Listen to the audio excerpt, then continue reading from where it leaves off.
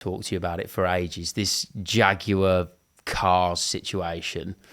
They've had a culture that's been built up over years and years and years of, the British brand, and, they've sold cars off the back of it. They've got a very cult-like following within, the cars that they sell and the people that they sell to. And that has just gone way out of the window. And I don't know what you think about it, but it looks more like a car from the Barbie advert, from what I could see. You've jumped a few steps, but what are they doing? What terrible. Are they doing?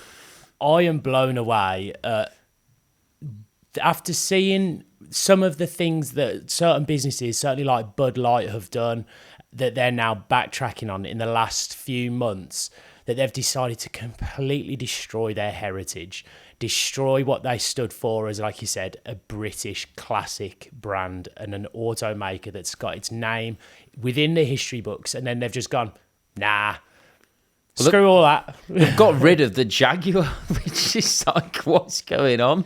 And that looks like a JR, and it's just... You'd think people will have learned their lesson after the whole Bud Light thing. So, unfortunately, there are two types of marketing and advertising. So, some advertising can be really good for your brand, and some of it is just going to hit a wider audience, but it can destroy your brand at the same time. So, Jaguar, what they've done, it can be classed as good advertising, but terrible branding, because unfortunately what they've been able to do is reach a huge audience, because there are so many people talking about this, including us, and everyone that I know who's into their cars and has seen this destruction of a brand is talking about it. So there's always that sort of speculation where, is there such thing as, bad advertising or bad publicity? And there is and there isn't, because it's reached such a huge audience. How many people are talking about Jaguar?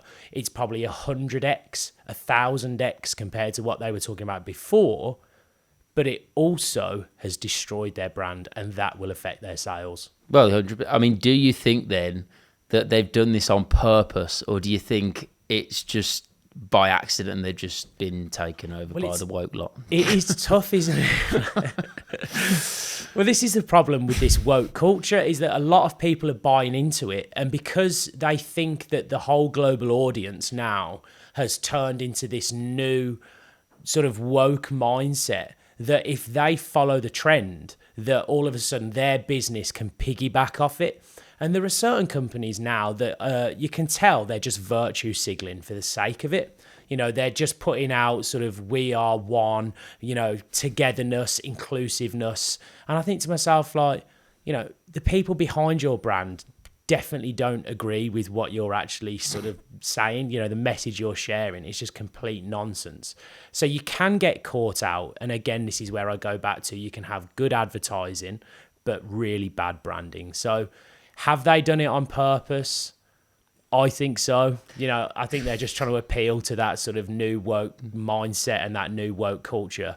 But I think they're going to find that their actual customers are going to just clean them out, and their sales are going to be just plummeted.